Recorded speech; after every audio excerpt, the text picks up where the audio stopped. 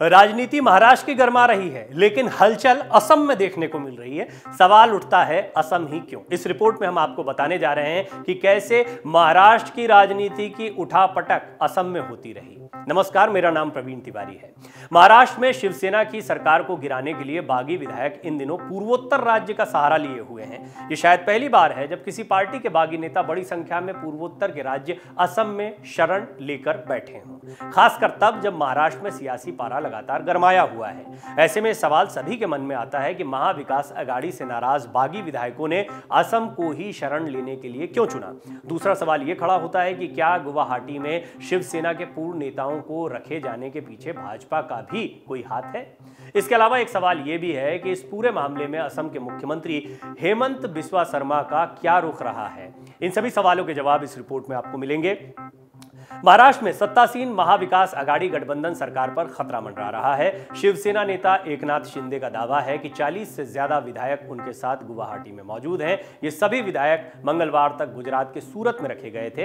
हालांकि बुधवार सुबह ही सभी को अचानक चार्टर्ड फ्लाइट में बैठाकर असम के गुवाहाटी शहर तक पहुंचाया गया। अब बात कर लेते हैं कि आखिर विधायकों ने शरण लेने के लिए असम को ही क्यों चुना है। इसकी सबसे बड़ी वजह यह है कि पूर्वोत्तर का यह राज्य अब तक शिवसेना के प्रभाव से बाहर रहा है।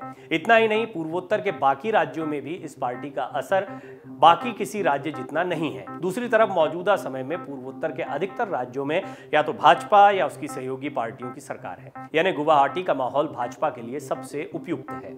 महाराष्ट्र में उठे संकट को लेकर भाजपा ने अब तक चुप्पी साध रखी है।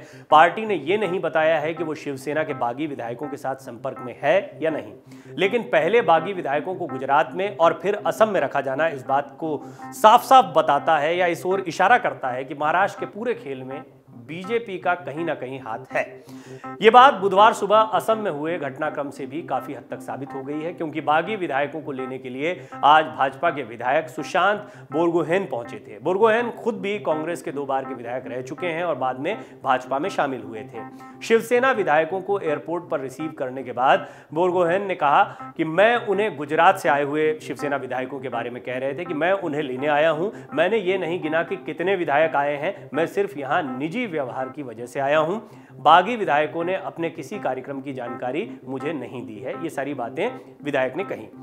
हालांकि इससे ऊपर बागी विधायकों को असम लाने का एक और बड़ा कारण दिखाई देता है। यह वजह है राज्य के मुख्यमंत्री हेमंत बिस्वा शर्मा, जिन्हें पार्टी ने पूर्वोत्तर के बाद अब मध्य भारत के एक राज्य में भाजपा की सरकार बनाने से जुड़ी जिम्मेदारी दी है। पार्टी के प्रति एक समर्पित नेता के तौर पर हेमंत बिस्वा शर्मा ने भाजपा में अहम स्थान हासिल किया है। खासकर कांग्रेस के अंदर खानों में काम कर चुके शर्मा के अनुभव का काफी फायदा भाजपा को मिल चुका है। इसीलिए महाविकास अघाड़ी, जिसका कांग्रेस भी एक हिस्सा है, कि चालबाजियों को समझने में शर्मा काफी आगे हैं। गौरतलब है कि सुशांत बोरगोहेन सीएम हेमंत बिस्वा शर्मा के करीबी माने जाते हैं। पिछले साल हुए असम विधानसभा चुनाव में शर्मा ने बोरगोहेन के लिए थोरा विधानसभा क्षेत्र में ही 5 से ज्यादा रैलियां की थी। इससे साफ है कि बोरगोहेन ने शर्मा के निर्देश पर ही बागी विधायकों से मुलाकात की। इतना ही नहीं, हेमंत बिस्वा शर्मा को असम का मुख्यमंत्री बनने से पहले नॉर्थ ईस्ट डेमोक्रेटिक अलायंस यानी नेडा के तहत पूर्वोत्तर की एकता बनाने का सबसे अहम जरिया माना जाता था।